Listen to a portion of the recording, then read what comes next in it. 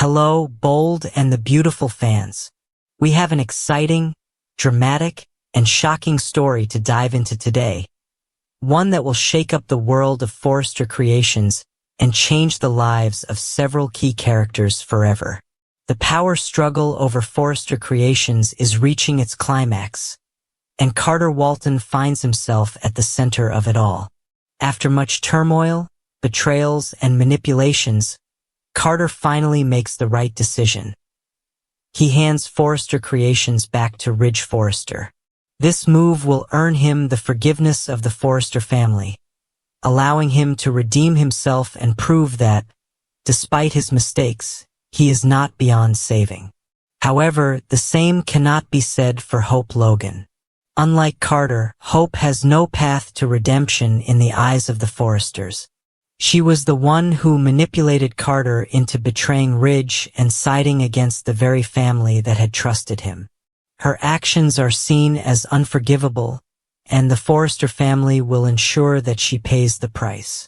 Steffy Forrester, in particular, will lead the charge in dismantling Hope's career and reputation, making sure she loses everything she has worked for. Hope's downfall will be swift, merciless, and, in the eyes of the Forresters, justified.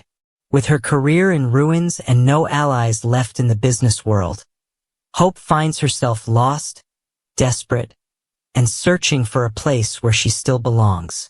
Enter Deacon Sharp, her father, who has always had a complicated relationship with her, but is unwilling to turn his back on her now. Deacon offers Hope a position at Il Giardino, his restaurant, giving her a chance to start over in a place where corporate politics and family vendettas hold no power. But Il Giardino is more than just a restaurant. It is the home of another infamous figure, Sheila Carter. At first, Hope despises the idea of working alongside Sheila. The woman has caused so much chaos, destruction, and pain in the lives of those she loves. But as time passes and Hope grows increasingly bitter over what has been done to her, she begins to see Sheila in a different light. Sheila, ever the master manipulator, seizes this opportunity to bond with Hope, playing the role of a supportive friend and mother figure. Slowly but surely, Hope starts to soften towards Sheila, recognizing in her a kindred spirit, someone who, like her, has been cast out, despised, and left to fend for herself. This unlikely alliance soon transforms into something much darker. Both Hope and Sheila share a common enemy, the Forrester family. The Forresters ruined Hope's career and reputation, and they have spent years trying to destroy Sheila. Fueled by their mutual hatred, they begin to plot revenge. But Sheila is not content with mere retaliation. She wants something far more sinister. With Hope now under her influence, Sheila begins to weave a master plan, one that will make the Forresters regret ever crossing them. Hope, once the epitome of kindness and morality, starts to embrace her darker instincts. Sheila teaches her how to be ruthless, how to strike where it hurts the most, and how to manipulate the people around her to achieve her goals. Hope, who once stood for everything good and pure, now finds herself walking a dangerous path, one that could change her forever. Deacon, realizing what is happening, tries to intervene, but Sheila's hold on Hope is growing stronger every day.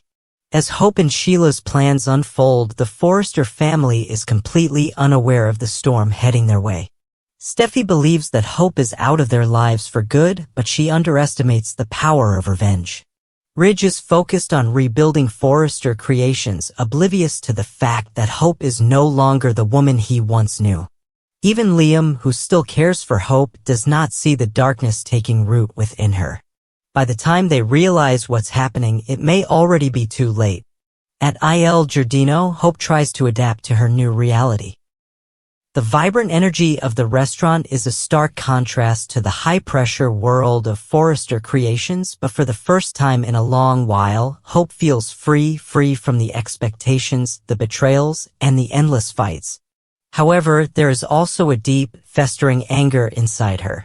Every day, she replays the way Steffy and Ridge humiliated her, how they took everything from her, and how they turned Carter against her.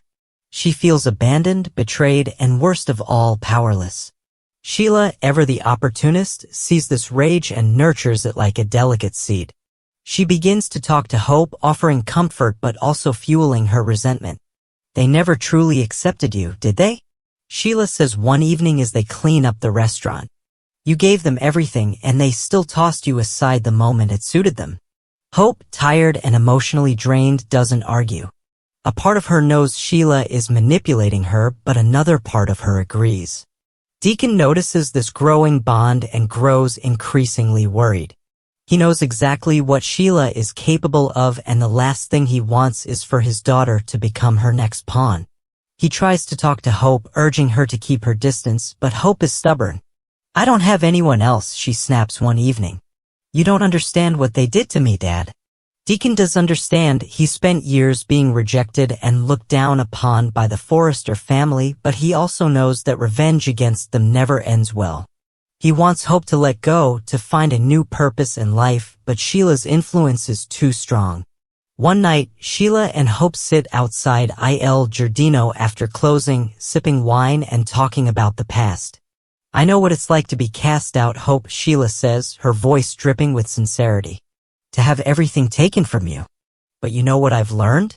The only way to survive in this world is to take what's rightfully yours. Hope stares at her, silent. A war rages within her. Part of her still clings to the principles she once believed in, but another part of her is tired of losing. Meanwhile, at Forrester Creations, Carter is finally making amends. After much deliberation, he hands control of the company back to Ridge, effectively restoring the Forrester dynasty to its rightful owners. Ridge is relieved, though his trust in Carter is forever damaged. Steffi is less forgiving, but Eric urges her to let it go. He made a mistake, Eric reminds her. But he fixed it.